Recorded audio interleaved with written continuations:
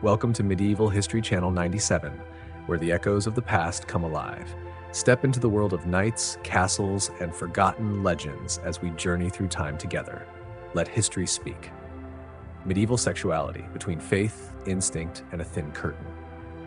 When we think of the Middle Ages, we often picture cold castles, armored knights on horseback, and monks praying in dim stone monasteries. But behind those grand images lies a constant, quietly conflicting aspect of human life: sexuality. Contrary to modern romanticized fantasies, sex in the Middle Ages did not happen under candlelight on silk-covered beds. It often took place in cramped spaces, soft in the presence of others, and was always caught between two forces: strict religious faith and raw human instinct. Cramped life, when privacy was a luxury. In the 12th and 13th centuries, most Europeans lived in small wooden houses, single-room structures with dirt floors and thatched roofs. A typical household included 6 to 10 people: grandparents, parents, children, and sometimes livestock. Beds, if any, were straw or rough cloth mats placed in a corner. In such settings, the concept of privacy barely existed. Married couples, if they wished to be intimate, had to wait until the entire household was asleep, or quickly seize rare moments alone. Children grew up hearing strange nighttime noises that no one explained. These primal sounds were veiled behind a thin curtain, both literally and metaphorically, a flimsy divider offering modest cover for intimacy and a symbol of the shame and taboo surrounding sexuality at the time. Among the nobility, although they had more space, they still lived in large halls separated by hanging curtains or screens. The idea of sleeping separately or having one's own room was an extreme luxury. Even kings did not always enjoy this privilege. Sex, therefore, was not secret. It was simply unspoken. The Church, sex is for reproduction, not for pleasure. The medieval world was one shrouded in the darkness of religious authority, specifically the Roman Catholic Church. From birth to illness to death, everything was governed by doctrine. And regarding sexuality, the Church held a very clear stance. Sex was only permitted within marriage and solely for the purpose of procreation.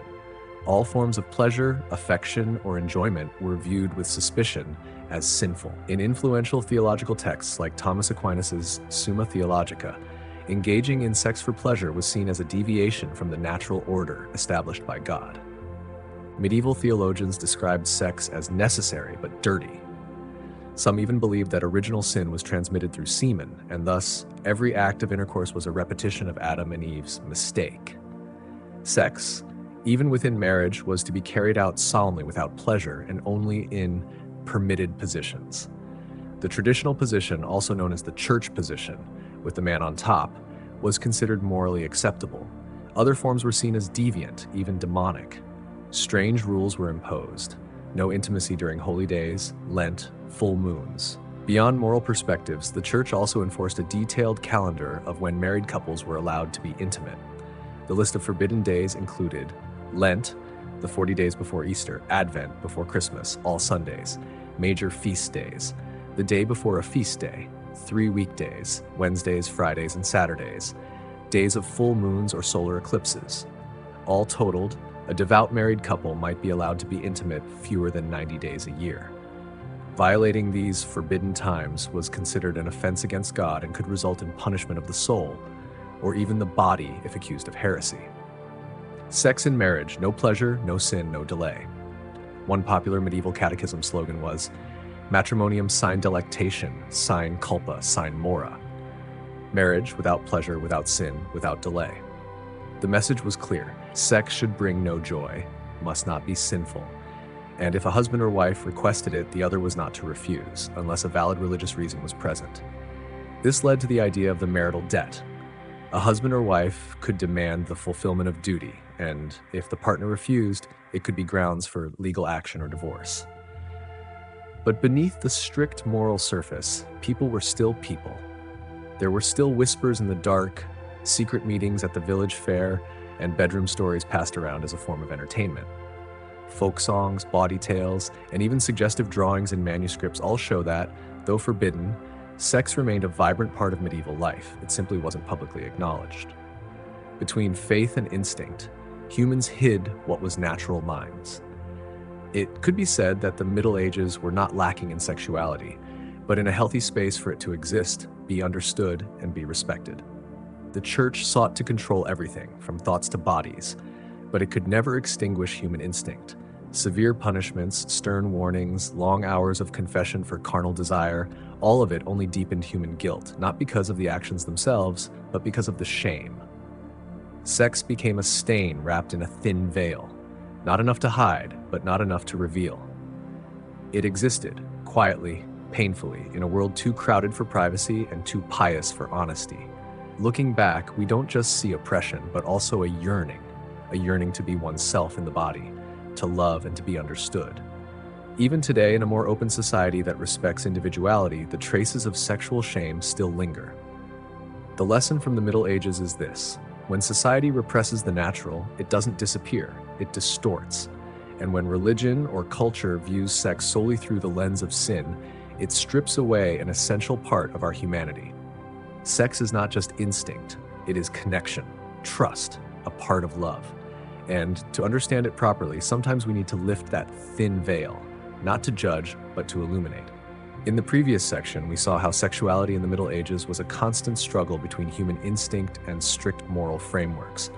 But if there is one image that captures both extreme control and the eerie curiosity surrounding the history of sex, it is the chastity belt, a metal device said to be used to protect a woman's virtue while her husband was away. But did such a belt really exist? Or was it merely the product of Renaissance obsession and Victorian imagination? Was it a symbol of control or just a myth woven from fear and desire? Let's revisit this layered story, part history, part legend, and a powerful reflection of society's prejudice against women across the ages. The myth: when men went to war, the chastity belt reigned. According to popular legend, the chastity belt was a device made of metal or leather, locked tightly around a woman's hips, covering her genitals completely, leaving only small holes for urination, but making sexual intercourse impossible. It is said that during the Crusades, when noblemen from Europe went off to war in the East, they feared their wives would be unfaithful, and so forced them to wear chastity belts, keeping the key until their return. This image is striking.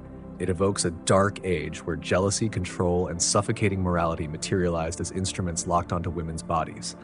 And because it is so vivid, this story spread widely, embedded itself in books, films, and even museum exhibits as tangible proof of sexual repression in the past.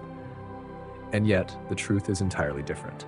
Turning to history, no authentic evidence exists. Many modern historians have stepped in to verify the authenticity of this chastity belt, and the conclusion is quite surprising.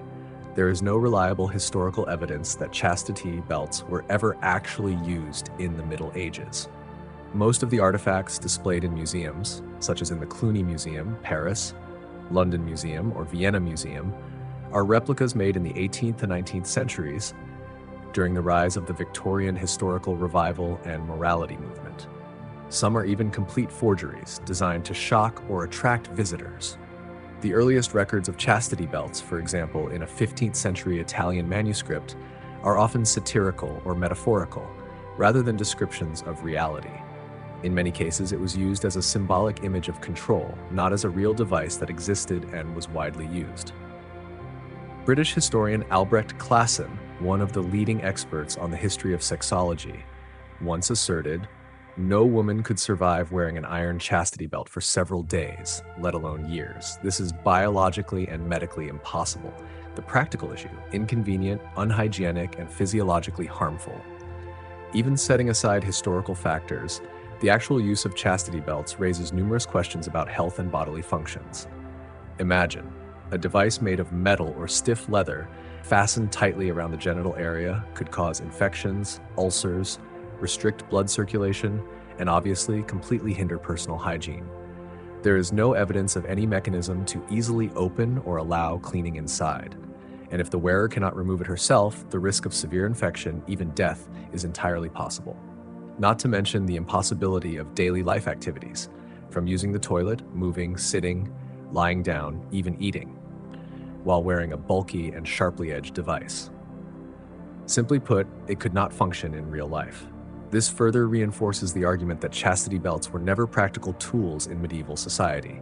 If anything, they only appeared as stage props, metaphorical images in literature, or products of a morbid imagination in the post-medieval period. Why does this legend still persist? If chastity belts were not common in history, or even real, then why do they continue to live on in popular imagination? The answer lies in the Renaissance period, and especially the Victorian era, 19th century, a time when Western society strongly developed the idea of a moral revival, honoring female chastity and treating sex as a taboo. People were fascinated by the image of a woman controlled and locked away, both as a symbol of ideal virtue and evoking curiosity about repressed desire. In that era, the chastity belt became a symbol, not of the Middle Ages, but of the very age that moralized sexuality. Moreover, modern media, books, movies, fictional documentaries also contributed to reinforcing this image as a shocking historical truth, partly because it was too dramatic to ignore, and partly because it fit the prejudice that the Middle Ages were dark, savage, and oppressive to women, a biased but appealing view to readers. A symbol worthy of reflection. Although not real, the chastity belt remains a symbol worth pondering. It exposes the obsession with controlling women's bodies, not only through laws but physically, by iron, as if women were possessions that could be locked up. It also reflects a truth that still exists in many parts of the world today.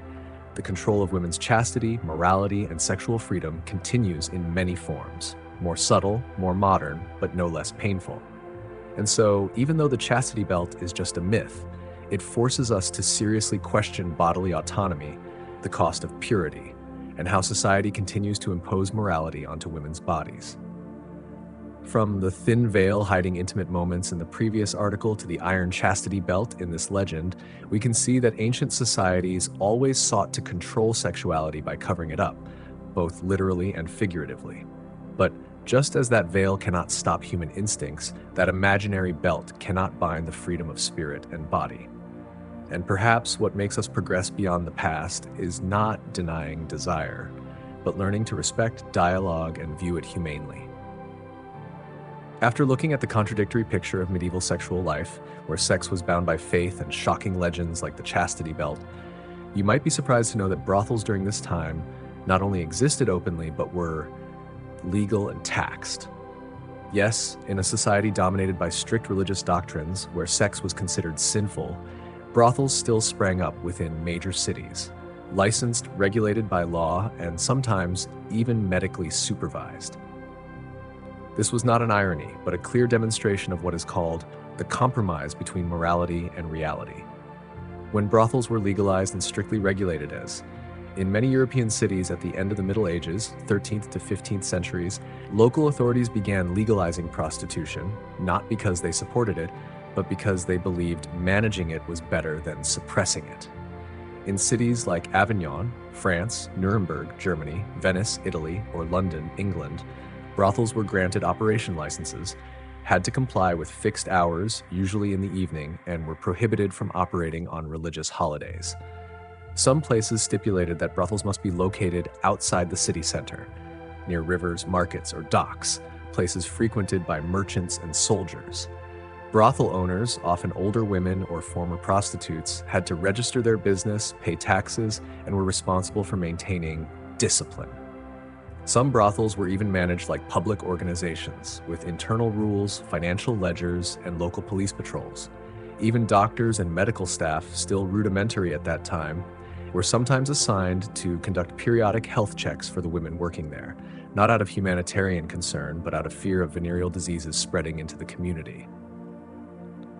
The church, verbal opposition, profiting behind the scenes. It sounds contradictory, but the Catholic Church, which always publicly condemned prostitution, had very real financial connections with brothels. Many historical documents show that while priests preached virtue and condemned prostitutes from the pulpit, large religious institutions were landlords leasing properties for brothels. In London, some brothels were located on land managed by monasteries. In Avignon, once the papal center, the church collected rent from red light districts. They justified that collecting rent did not mean approval, and leasing was a way to control evil within limits. There are even records that some bishops took percentages of profits under the name of fees for maintaining social order. This clearly reveals the nature of that era. Morality was an ideal, but survival and power were reality. And when ideals cannot feed an empty stomach, compromise becomes an inevitable choice. Women in brothels when choice is a luxury. A sad but undeniable truth. For many women, working in a brothel is the only way to survive. Most who enter this profession do not do so by choice, but out of desperation. They are widows, daughters without dowries, women abandoned by their husbands, or simply those without any protector. A dangerously vulnerable position in the harshly stratified society of the Middle Ages. Without a family, they almost have no legal right to exist, unable to own land, unable to get proper jobs, not protected by law. In a society where men own nearly all property and power, a lone woman is left with only her body as her sole asset. The brothel, therefore, becomes the last refuge. Not a place of desire, but a place that allows them to survive.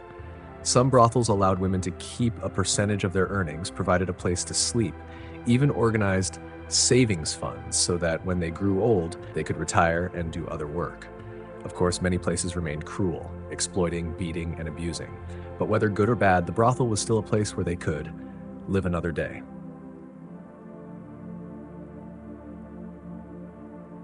Between prejudice and reality, women imprisoned in both body and reputation. Though legalized, women working in brothels were still seen by society as impure, lowly, and beyond redemption. They were not allowed to enter churches, could not be buried in public cemeteries, and could not marry legally. In records, they were called by derogatory names: filthy, corrupt, cursed. Some cities even required prostitutes to wear special clothing, yellow shirts, red scarves, or distinctive belts, so people could easily recognize and avoid them. This was a form of social imprisonment where no matter how much one tried, the past could not be shed. Ironically, the clients were often men from noble classes, clergy, or wealthy merchants, those who were never judged as harshly as women by society. A slice of truth when morality is only a mask. Medieval brothels, upon closer look, were not just places of flesh, but a prism reflecting the entire social contradiction between faith and reality, between stigma and need, between moral ideals and survival instincts. It shows that society can forbid with words but tolerate with actions. The church can preach purity but still collect rent from brothels. The authorities can set moral laws but still grant licenses and collect taxes. And women, once again, are caught between two opposing forces, punished for needs that society continuously indulges. One thing is clear: medieval women were not only controlled physically, but also deprived of the right to exist in their own way. Women in brothels were not symbols of sin, but living testimonies of a society lacking choices, compassion, and full of prejudice. And perhaps the fairest thing we can do today is to retell their story, with understanding and without judgment. If you ever dreamed of medieval weddings as romantic scenes, a gentle princess, a loving knight, a lute playing softly in a magnificent castle, then perhaps you should prepare yourself. Marriage at that time was rarely a matter of the heart. It was a matter of land, livestock, honor, and calculations far from romantic. While brothels were legalized to meet physical needs, marriage was a tool to control society, maintain order, and consolidate power. Love after marriage, if it happened, was something that occurred after the contract was signed, not the reason to go to the altar. Marriage is a transaction, more than emotion.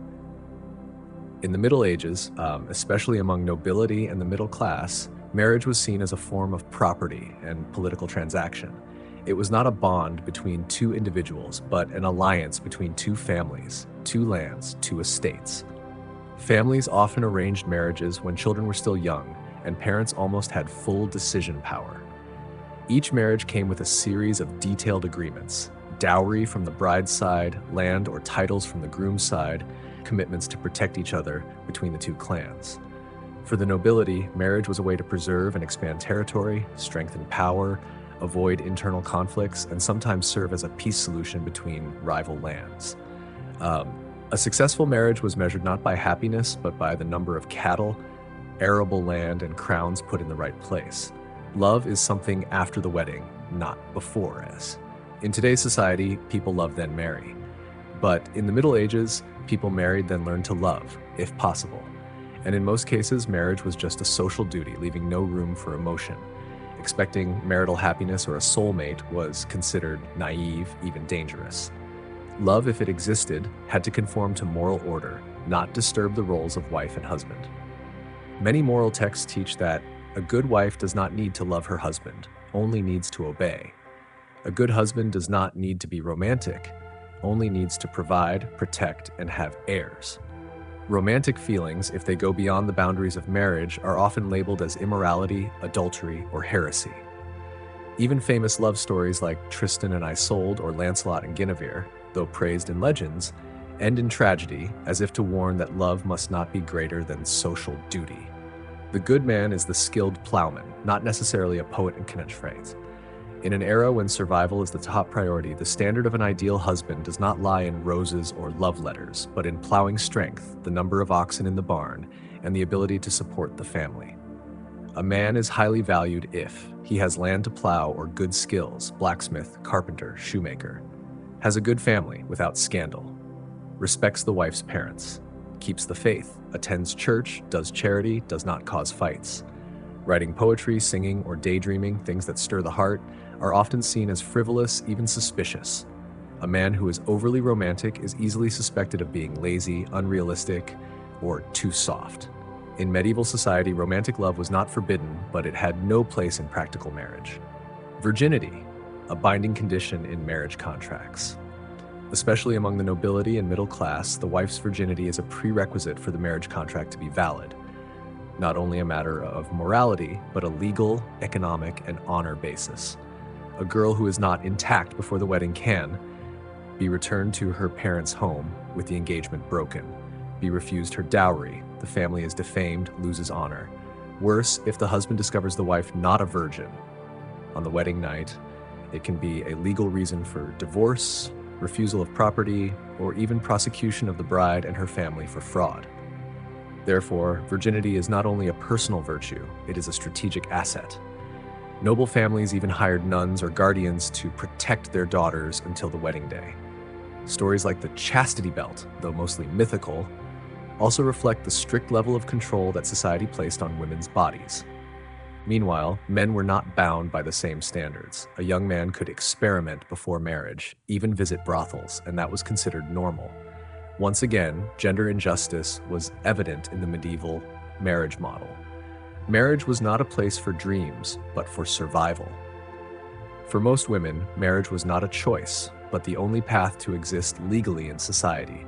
A woman without a husband could not own land, could not participate in official work, had no right to claim property. Widows, if they did not have an eldest son, were often expelled from their husband's land or had to remarry to protect their position. Therefore, even when not in love or even forced into marriage, many women still had to accept marriage as a form of survival. And that is why true love, if it existed, was often buried, repressed, or only dared to be expressed in letters, poetry, and legends. The declarations of love in the literature of that time were not reality, but dreams left behind the wedding door, when love was bargained with land and honor from. Through the picture of medieval marriage, we see a society that placed reason and duty above personal feelings.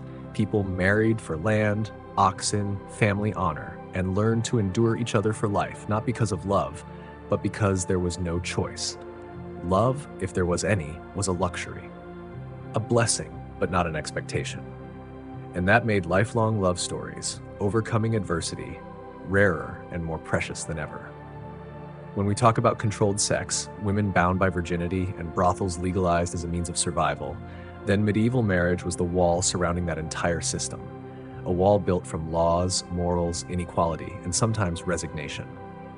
If medieval sex was a topic covered by a thin veil of religious morality, then stories about homosexuality and gender identity were hidden to near invisibility. In a world where marriage was a transaction, brothels legalized, but women strictly controlled. Different feelings. Loving the same gender, living beyond biological sex, were seen as a danger, a strange thing to be eliminated, or at least not spoken of. Yet, though hidden, homosexuality and gender diversity were always present in medieval life, in handwritten letters, love poems, intimate relationships in monasteries, and even in quiet whispers. The thing was to survive, those things had to know how to hide under many subtle forms and fearful silence. When same-sex affection lived in poetry, letters, and monasteries. Contrary to the modern prejudice that homosexuality is alien to the past, much historical evidence shows that same-sex affection quietly existed in the Middle Ages, especially in closed environments like monasteries, all-male schools, or among nobles of the same class. In monasteries, where men or women lived separated from the outside world, there were many intimate relationships that went beyond friendship. Letters exchanged between monks or nuns contained words of love, longing, and even jealousy. Not explicitly saying love, but expressing very deep emotions. For example, in a letter between two famous nuns, Hildegard von Bingen and Richardis von Stade, one finds lines full of feeling. "No light soothes my heart like your presence. Each time you depart, my body grows weak as if my soul leaves too." Or in monastic schools for noble boys, deep friendships between students, sometimes the forerunner of same-sex love, were expressed in poetry, handwritten gifts, and vows never to part. Though these expressions did not use the term homosexual, they prove that the human heart always knows how to love, regardless of prejudice or era. No concept of gender identity, but signs of gender fluidity. The Middle Ages had no terms like gender identity, non-binary, or transgender as we do today. But that doesn't mean people who did not fit their biological sex did not exist. In some texts and court records from the period, there are cases of women dressing and living as men, even working in male professions, joining the military, or living with other women as spouses. Some men chose to live as monks with feminine behavior, mocked yet still present. In some women's monasteries, records mention strong abbesses, so powerful they were called father instead of mother, showing flexibility in gender roles, even though not named as modern concepts. The distinction between male and female based on biological sex remained strong, but gender expression had more gray areas than we might think. A notable case is Hildegard of Bingen, a nun, musician, and famous theologian who was criticized for having a male voice and leadership style, but was celebrated for her divine gifts. The boundary between male and female in that era was not clearly defined, creating space for those who did not fit traditional binary molds. Punishments and tolerance. Nobles forgiven, commoners punished. The Middle Ages did not have a unified law across Europe regarding homosexuality. Each region, each kingdom had varying degrees of severity. However, the difference in treatment between the nobility and commoners was very clear. Commoners caught in same-sex relationships, especially between two men, could face harsh punishments, fines, imprisonment, exile, even execution. Many verdicts explicitly named the crime as sodomy, unnatural intercourse, considered an offense against God and requiring purification. Meanwhile, nobles and clergy, if discovered, were often only relocated, disciplined internally, or expelled from their order without facing criminal penalties. This exemption came from their status, political protection, and social privileges. This allowed many nobles to live double lives, marrying out of duty while secretly keeping same-sex lovers. The story of Richard I, the Lionheart, King of England, has been analyzed by many historians for his intimate relationship with Philippe II of France. Though not fully confirmed, it reflects a world where those in power could live more authentically, so long as no one dared to ask. Deliberate silence and hidden loneliness. There is a painful truth. Most same-sex lovers in the Middle Ages left no names in history. They were not written into chronicles, not portrayed in portraits. No poems recorded their feelings. They were erased from collective memory, not because they did not exist, but because they had to hide to survive. That silence was not absence. It was a survival strategy. People learned to write letters without using the word love, to express affection without naming it, to live alongside each other as friends, as protectors, as kin in God, all to shield a simple truth: their love could not be publicly acknowledged. When we look back at the whole picture of sexuality, marriage, brothels, and the fate of women in the Middle Ages, the topic of homosexuality and gender emerges as a quiet but weighty part. No declarations, no rainbow flags, no revolutions. Only hearts that knew love and had to love in silence. History may have forgotten them, but that does not make their love any less real. On the contrary, that concealment made medieval same-sex love deeper and braver than ever. And when we tell this story today, though belatedly, we are not only restoring memory, but also giving them something they never had: recognition. After all the stories of unromantic love, marriages without choice, and controlled sexuality in the Middle Ages, you might wonder, so how did people still want to be close? How could they still love? Because amid bodies bound by chastity, relationships constrained by social duty, and nights without privacy behind thin curtains, there is one very human factor to mention: body scent, the scent of life, the scent of unwashed days. Yes, medieval people loved each other amid sweat, mud, and ashes. When clean water was a precious resource and bathing was considered a luxury, even dangerous, romantic attraction had to be completely redefined. Yet people still loved, desired, and flirted, perhaps because everyone smelled about the same. Bathing was a luxury and sometimes suspected as sinful. Contrary to the fairy tale image of princesses with fragrant hair and white skin, most Europeans in the Middle Ages bathed only a few times a year. The reason was not just poverty or laziness, but that clean water was extremely scarce, and especially because bathing was considered morally and medically dangerous. Some religious doctrines taught that exposing the body while bathing could lead to temptation and lust. Monks warned that too much bathing made the skin soft and weak and prone to sin. Some even believed that hot water opened pores, allowing demons to enter. Among common folk, full-body bathing was very rare, usually only in summer when spring water was available, or on special occasions, before weddings, childbirth. They mostly wiped face and hands with cloth and used herbs or ashes to cleanse intimate areas or remove odor, a very basic but practical solution. Layered clothing, a keeper of human scent. Not only were bodies rarely cleaned, but medieval clothing was also a place where the original human scent accumulated. Outfits often consisted of many layers: undergarments, main clothes, outer cloaks, plus hats, scarves, socks. Especially for women, dresses were long and heavy, made of coarse materials like wool, burlap, or leather, very hard to wash and slow to dry. Washing required clean water and effort, so they often wore the same set for many weeks, even months. Nobles had more clothes but rarely washed large items like cloaks or wedding dresses. Instead, they used perfumes, dried flowers, scented sachets tucked into linings, not to eliminate odor, but to mask it. Lavender, rosemary, or ambergris mixed with sweat, skin, and strong alcohol created a very distinctive, natural perfume. Interestingly, this smell was not only accepted, sometimes it was even preferred. In a world where no one smelled better than anyone else, body odor became a personal identifier like today's fingerprints.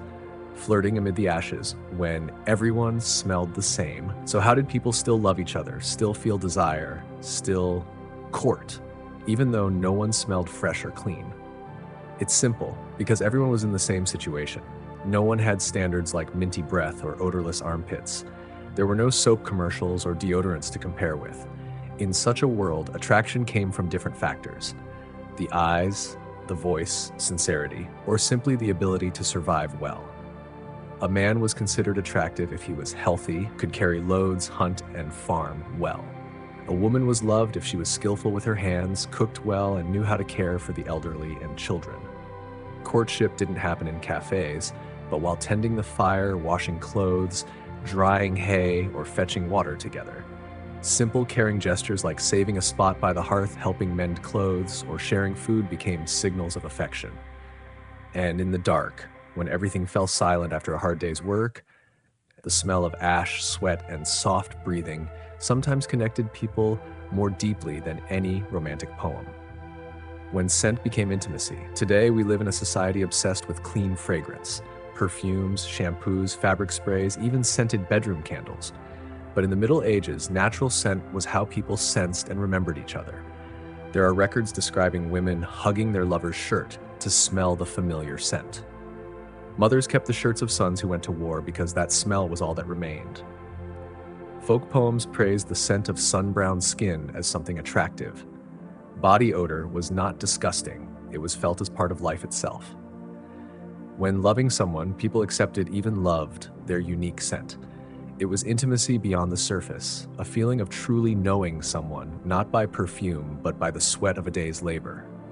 A society without hygiene standards, but with standards of closeness. Interestingly, although not clean by modern standards, medieval people had their own standards of closeness. People who were too smelly, even by medieval standards, were avoided, especially those with skin diseases, ulcers, or infections. Those who maintained basic hygiene, like washing hands before eating, combing hair, shaving regularly, were seen as decent and trustworthy. The familiar scent was preferred over the strange scent. Thus, love often arose in close-knit environments, same village, same family, same neighborhood, where people were used to each other's smell. And perhaps that is why those loves born among hearth ashes, cattle pens, and fires lasted. Not because of romance, but because of a full acceptance of reality. In a society like the Middle Ages, where the body was controlled, sex was forbidden, marriage was an obligation, and women were bound by both laws and dirty cloth, body odor was no longer an obstacle. It became part of love, part of living together, sharing, and empathy. And perhaps that makes us today reflect. Is modern love, with perfumes, dating apps, edited photos, truly closer than love by the hearth ashes? Maybe not. Because love, at any time, begins with accepting the other exactly as they are. Not fresher, not cleaner, not more polished. Just real, like the smell of sweat after tending the fire on a cold winter day, in the yellow light and shy eyes. If medieval sex was both sacred and sinful, if marriage was a transaction, if love had to hide among sweat and hearth ashes, then contraception, or more precisely, family planning, was an indispensable part of the struggle for survival. Although living in an era when the church absolutely forbade all acts that prevent reproduction, medieval people, especially poor women, still found all ways to avoid repeated pregnancies, to avoid having too many children while food was scarce. They had no scientific knowledge, they had no obstetricians, but they had herbs, intuition, oral tradition, and even magic. And although these methods may seem laughable today, they reveal the deeply human effort of those people to master their own bodies, even in the shadow of faith. Herbal medicine, urine, and powdered stone, the folk treasure of contraception. The Middle Ages had no birth control pills, condoms, or IUDs as we know today.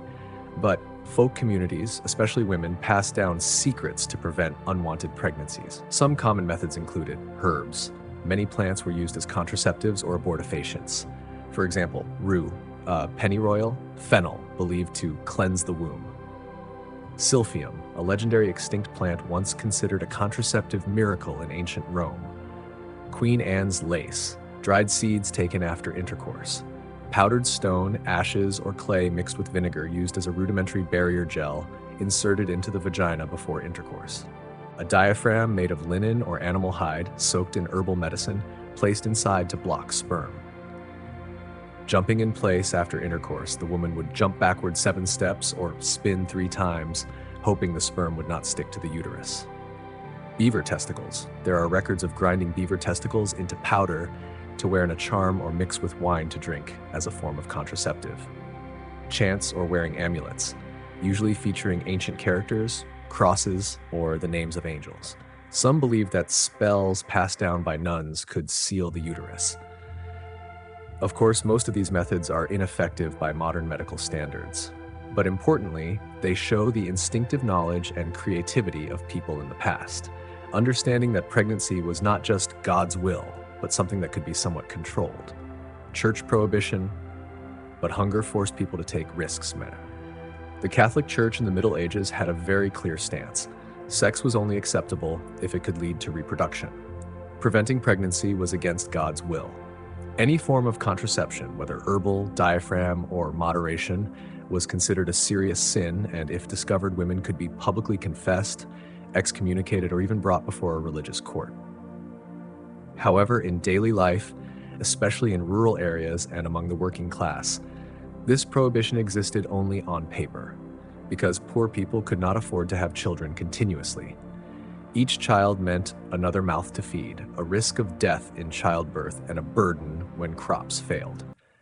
Therefore, despite fearing God, many women secretly sought ways to avoid pregnancy. They did not proclaim it, they did not write books, but while washing clothes, drying herbs, or combing each other's hair by the fire, these secrets were passed from mother to daughter, grandmother to granddaughter, as a part of survival instinct. Crude knowledge, but not foolish. It's easy to smile at methods like jumping in place or drinking beaver powder, but it must be understood that in a context without advanced medicine, without choices, And without knowledge of their own bodies, medieval women still tried to understand and control their reproductive cycles. They observed menstrual cycles, noted fertile periods. They knew when to abstain, usually after childbirth or when the husband returned after a long absence. Some even tried to count days by the moon, a very primitive form of the concept of ovulation timing. And if accidentally pregnant, they turned to herbs for abortion, fully aware of the risks of death. Because simply, if they did not die of starvation, they might die in childbirth. This knowledge was not scientific, but carried the deep intuition of people forced to learn from pain and survival. Bodies controlled, but dreams of autonomy unstoppable, like women bound by chastity, like homosexuals forced to hide in monasteries, like those working in brothels to survive. Medieval women also struggled to claim control over their own bodies, even if only in the shadows. They had no right to say, "I do not want children." They could not refuse their husbands. Yet in small rooms in the quiet of night, they still brewed potions, soaked cloths, counted days, whispered charms, not to defy God, but to survive, to nurture the children they had, to preserve some strength for themselves. And it is this, rather than the actual effectiveness of the methods, that makes these folk birth control practices an inseparable part of medieval sexual and feminist history. We have spoken of controlled sexuality, unromantic marriages, body odors, and legalized brothels, but perhaps family planning most clearly reveals the tension between faith and survival instinct. In a world where women had no voice, stalks of plants, bowls of herbs, or pieces of cloth soaked in medicine were secret languages of resistance. A resistance unwritten, unannounced, yet persistent, silent, and full of courage. They may not have known the term reproductive freedom, but they understood better than anyone the cost of each child born, and the fear and pain when their own bodies were no longer theirs. Looking back at medieval sexual and marital life, we see a world where love was not romantic, marriage was contract, and bodies, especially women's, were always controlled by laws, morals, and survival. Yet, perhaps to understand deeper the injustice in that society, we must ask a core question. Did consent truly exist? When a woman said yes before the altar, was that real agreement, or merely a compulsory duty? The Middle Ages were a complex era. On paper, the church acknowledged that marriage was valid only with the consent of both parties. But in reality, the woman's voice, especially after marriage, was hardly heard. Consent became a vague concept, easily replaced by duty, fear, or social pressure. Canon law recognized consent, but theory was far from reality. From the 12th century, the Catholic Church began shaping marriage canon law, emphasizing that marriage was valid only when both man and woman freely agreed, by word or deed. This, legally speaking, was a major step forward, separating marriage completely from the elements of family property or power. In theory, a couple could declare their consent to marry even without parental permission, as long as they were of age and not closely related by blood. However, in real life, this consent was often only formal. Many girls, especially among the nobility, were forced into marriage for political or economic reasons. They agreed, not because they wanted to, but because they had no other choice. Canon law had no mechanism to verify whether that yes was voluntary. And in a male-dominated society, the voice of a young girl under pressure from family, church, and community was almost meaningless. Marital debt. When consent is revoked after the wedding, even when a woman agreed to marry, what happened afterwards? In canon law, there existed a concept called debitum conjugale, that is, marital debt. Specifically, each spouse had the obligation to repay sexual debt when requested by the other. This was considered a sacred part of marriage, maintaining connection, procreation, and responsibility. However, in practice, this concept was often applied one-sidedly, from wife to husband. Women were obligated to satisfy their husbands regardless of health, emotions, or circumstances.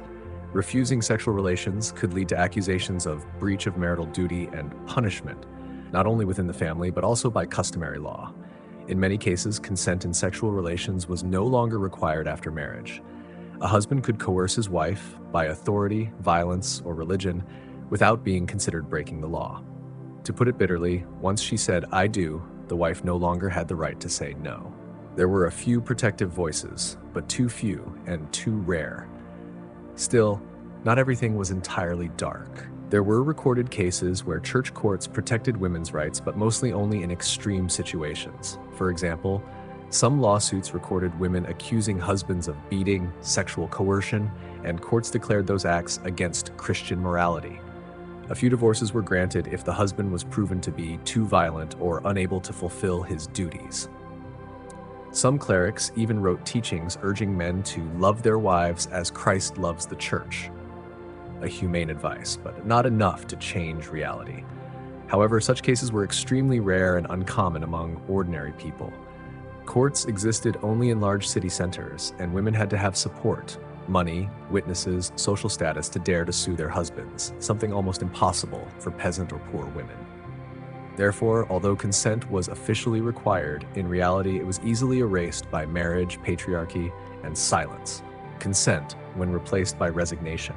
The concept of consent today is based on the principle: sex is only legal when both parties clearly agree, consciously, and have the right to withdraw at any time. But in the Middle Ages, that concept had not yet clearly formed. Sexual relations within marriage were assumed to be the husband's right, and the wife's silence was understood as acceptance. There was no concept of marital rape. A woman forced by her own husband had no chance to cry for help, because society did not recognize that behavior as wrong. And so many women lived their entire lives in resignation, not because they did not know they were being harmed, but because they had no language to name it. Between theory and reality, the right to say no was lost. From previous writings about virginity, brothels, family planning, we have seen that medieval women were deprived of bodily autonomy in every possible way. But perhaps the deepest deprivation was the right to say no. A girl could be forced to marry, but when she said yes before the altar, society saw that as lifetime consent. A wife could be afraid of her husband, but when she did not resist, society assumed she was content. A woman could cry every night, but because she did not leave, society assumed she had accepted her fate. Consent, if not voluntary, without the right to withdraw, unheard, is no longer consent. It is forced silence and sometimes a form of legalized violence. Medieval sexual history is a long series of blurred boundaries between morality and control, between duty and consent, between survival and human rights. Women who said "I do" before the altar did not always clearly understand what they were agreeing to. And when entering married life, they lost the right to refuse, a right seemingly most basic. Today, when we talk about consent, it is not just an ethical issue, but a historical journey to restore a voice taken away too long and to remind that agreement only means when it is given freely, knowingly, and with the right to refuse. After all we have explored, from loveless marriages, legal brothels, rudimentary family planning, to an unjust concept of consent, one final, simple but essential question arises: did medieval people truly love? When marriage is a transaction, when the body is an obligation, when sex is bound by faith, and when women are not allowed to say no, does love, the most fragile yet powerful human emotion, still have a place to live? The answer is yes, very real, very deep, and very daring. Love in the Middle Ages was not like the love we know today. It had no roses, no weekend coffee dates, no dating apps, nor public proposals. But it had very human things: love letters hidden in sleeves, hand-holding behind the market, whispers by the village well, and even footsteps running away to be with the one they loved. Love letters, poetry, where feelings were written despite being forbidden. No matter how rigid medieval society was, people still wrote because when they could not speak, writing was where emotions lived. Nobles, clergy, scholars, the literate left behind a precious treasure of poetry and love letters from that era. On yellowed pages, we find declarations of love as passionate and wrenching as any modern love song. Without you, every day is a hunger. I need no food, only to hear someone call your name. Or a nun writing to her friend, your voice is the prayer of my heart, and every time you step out of the convent door, my soul follows you to the forest at the village's edge. Love sneaked into places one wouldn't expect. Between close friends, between teacher and pupil, between two wives married for politics, but who understood each other better than anyone. Love letters were not just form, they were a way to survive. Because in a world where love could not be spoken aloud, pen and paper were the only places people could admit their love. Hand-holding behind the market, the small intimacy that was a rebellion french fries. For those who could not read, who made up most of the population, love was not in writing, but in actions. A hand held, a slower glance, a piece of bread shared, a walk together carrying water, all were silent signals of affection. In some European villages, there was a custom of exchanging handkerchiefs or pins between two people who liked each other. Those small tokens were hidden inside shirt collars or sewn into dress hems, like a secret shared between two people under the watchful eyes of the world. A couple might sit by the village well every morning and pretending to meet by chance, but actually having arranged it the day before. They could not embrace openly during the day, but a light brush of hands while passing water buckets or a longer than necessary nod in greeting was enough to make someone's heart skip a beat. In a society where bodies are controlled, sexuality is forbidden, and every intimate act is scrutinized, even the smallest gesture of love becomes an act of rebellion. Resistance, when people are willing to run away to be together. Perhaps the strongest evidence of medieval love is that people were willing to run away to marry the ones they loved. In many church and court records, there are numerous cases of young couples marrying without their family's permission. Knowing they risked excommunication, disownment, or even imprisonment, they still chose to flee their villages, go to other parishes, or ask familiar priests to perform secret, clandestine weddings. In Scotland, the custom of marriage by mutual consent allowed two people to declare themselves married without a formal ceremony, as long as witnesses were present. Many couples exploited this to marry their beloved, despite having to leave everything behind afterward. Consensual abductions, where a girl was kidnapped by her lover to avoid arranged marriages, were also a dramatic but common form of resistance. They knew they would be pursued and might face trial. But love, in a world that forbade choice, was the reason people took the greatest risks. Love, though forbidden, still finds a way to survive. The Middle Ages discouraged love before marriage. It forbade same-sex love. It rejected love across social classes. Yet love survived. It lived in poetry. It lived in the tears of brides who did not love their grooms. It lived in whispered names behind curtains. It lived in the heart of a wife who looked at her husband and knew, "We did not come together for love, but if you fall ill today, I will still cook porridge for you with the hands of a lover." Love survived not because it was protected, but because people always found a way to love, even when forbidden. It hid beneath thatched roofs. It was concealed in torn cloth. It clung to the smallest things because it is the deepest instinct, to connect, to be seen, to be loved. Historians rarely record the love stories of common people. They tell of wars, treaties, laws, and kings.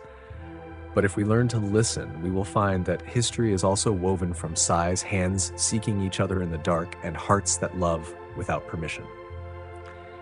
Medieval people did not need to define love to know what it was. They did not name it with theories, but lived it through actions, endurance, and courage.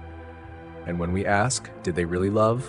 The answer is yes, in the quietest yet most genuine way, in a way that moves us hundreds of years later, when reading a handwritten letter, an anonymous poem, or a story about lovers fleeing in a rainy night. To wrap up, the reality of medieval love and intimacy was far from the romanticized stories we often hear. Amid hardships, scarcity, and social constraints, people still found ways to connect, desire, and express affection. Understanding this helps us appreciate how human nature persists, even in the toughest circumstances. So, what do you think? Are you satisfied with this glimpse into medieval love and life? Let me know your thoughts in the comments below. If you enjoyed this video, please leave a comment and don't forget to like, share, and subscribe to our YouTube channel for more fascinating content. Wishing you all a restful and peaceful night. Good night.